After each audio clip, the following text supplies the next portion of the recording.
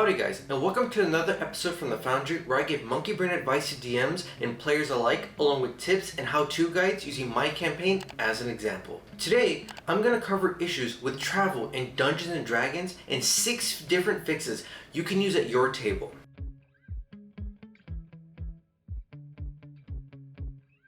Now, before we jump into some of the solutions, let me better define why travel is a problem in D&D. If you're anything like me, you might have grown up reading lots of fantasy adventure books ranging from either Lord of the Rings, Harry Potter, or even the Magician series. These stories have given us an unrealistic expectation when it comes to what travel can or should feel like in D&D compared to what the reality of it is. In our mind, as a DM, we imagine the party traveling through our lush and dangerous world, overcoming challenges, camping out, and deepening their bonds with one another. When in actuality, it normally devolves into simple survival roles that just drag out the travel portion altogether, exasperating the problem further. Or it's just pointless encounters. Having combat just to have it is tedious, as there are no stakes or reason for the party to be conservative with their resources. Even the DMG doesn't give us a good fix, simply shrugging, saying to either skip it or narrate pointless events that happen. I don't like that, and I'm sure you don't either. So here are 6 different ways you can approach travel at your table. I'll leave timestamps in the description down below so you can navigate to the solution or solutions that interest you most. Without further ado, let's jump into the first solution. Give the journey some sense of consequence and have your players' actions really matter. Provide events that can influence how the rest of the main quest either unfolds based on their actions or inactions during travel. Here are some event types you can use. NPCs. Provide opportunities for your party to make choices when they meet an NPC that could hold some relevance in their destination to their personal questlines, or even to provide them with helpful information to foreshadow what they might encounter. Instead of a contact, maybe this NPC is simply a traveling merchant and has uncommon wares to sell. They could be other groups of travelers or even a toll collector. If instead you would rather have a combat encounter, you can use thematic creatures to foreshadow what kind of dangers might be in the local area or up ahead. Or you can have a bandit type encounter that, depending on how your party handles them, can inform them of a potential ambush set up ahead or where their main camp is. Maybe there's a plague or mutation going around, and seeing these abnormal creatures can tip the party off before they arrive. You can have them stumble across old towers, abandoned campsites, waterfalls, or even cliffs. There could be old ruins in these locations that could hint at your greater plot or be used as hooks for further quests for your party to explore. But no matter what you end up deciding to use, just make sure you give your party a choice in how they interact with either of these events. Because nothing sucks more than feeling like no matter what you do, there's no impact or things still just go wrong. Let them explore and act in ways that seem interesting to them. As much as we enjoy our players to roleplay and interact with one another in character, we can't force these moments. But what we can do is encourage them to do so by planting seeds and setting up social encounters for them to mull over. During the travel portion, maybe the group sees a strange omen that relates to one of your players' pasts or fears. Maybe due to bad weather, the party is forced to huddle close together in a cave while they wait out the storm. And if these things are just too gentle of nudges, you could turn it up a notch and give the party nightmares or prophetic dreams. These type of events could help get them in the mood to continue role-playing and dig deeper into their characters. If your party is still struggling to roleplay, then think about giving them inspiration as a reward for engaging with these events. These small bits of positive reinforcement can go a long way in making it more natural and sought after by your party.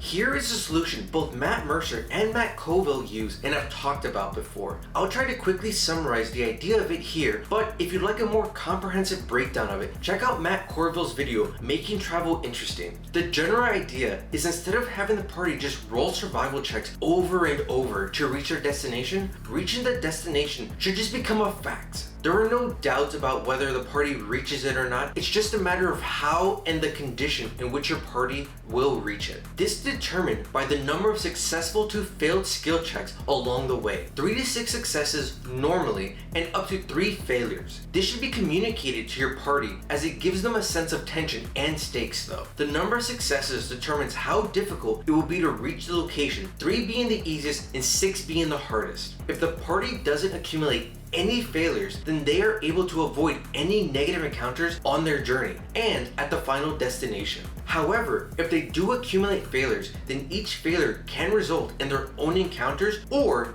increase the difficulty of the final encounter. So make sure you're prepared to have up to at least 3 encounters possible. Now, onto the skill challenge. A skill challenge is a method of having the party work together to solve their problems using the skills their characters are proficient in. Each player that is attempting the skill challenge has to tell you what skill they are using and narrate how they're going to use it. If they can justify their skill choice, then let them use it. Otherwise, don't be afraid to say no. That wouldn't work in this situation. The skill that is used can't be repeated by either the same player or another one. This encourages the party to think outside the box and not rely on just one member to solve everything. And it encourages roleplay. As for the DC set for each of these skill attempts, that part is a little fluid. Use your best judgment to determine what makes the most sense for the situation and how your player describes using their skill. I would say for a relatively easy situation or a logical use case for the skill, keep the DC closer to 12 or 13, going all the way up to about 17 or 18 for difficult ones. If you notice your party is only accumulating failures, however, maybe turn down the DC for the skill checks a bit. You can let your party know what the DC is beforehand or keep it a secret, but let them know if they succeeded or not, so they don't feel too blindsided by an encounter, feeling confused or frustrated, thinking they were doing well up to this point. Most players are okay with difficult encounters if they understand that it is a result of their choices. Remember, your players want to feel like their choices and actions matter. That's how we're fixing travel altogether.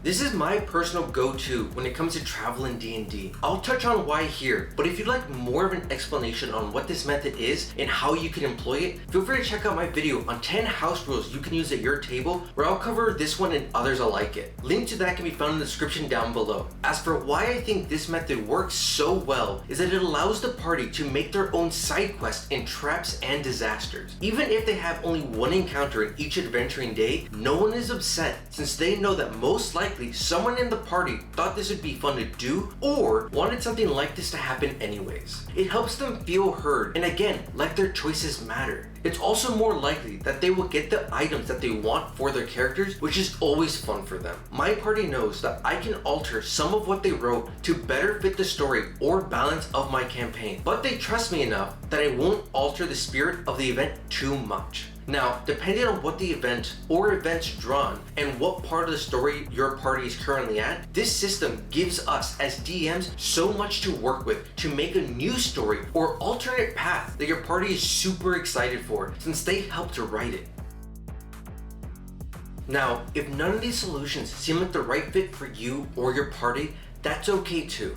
It's okay to skip the adventuring portion of D&D altogether if that makes more sense for you. Some parties, especially as they get higher level, just want to fast travel from point to point. Another example of when fast travel or skipping travel altogether just makes sense is if your party is mostly political intrigue or spends most of its time in cities. There's just no real need to narrate every single event that happens on every cart ride or airship between these 2 points. This brings us to the end of this video, exploring the issues we DMs have with travel in 6 different ways to approach it. If you found this video helpful and enjoyable, give this video a like and comment down below some of your favorite ways to handle travel at your table. My next non-encounter video will be part 2 on how to create legendary monsters, so make sure you get subscribed and don't miss when that comes out. In the meantime, if you're looking for either some interesting encounters to use at your table or just other general tips and advice, feel free to check out my other playlists covering those 2 topics. But yeah, see you guys next time.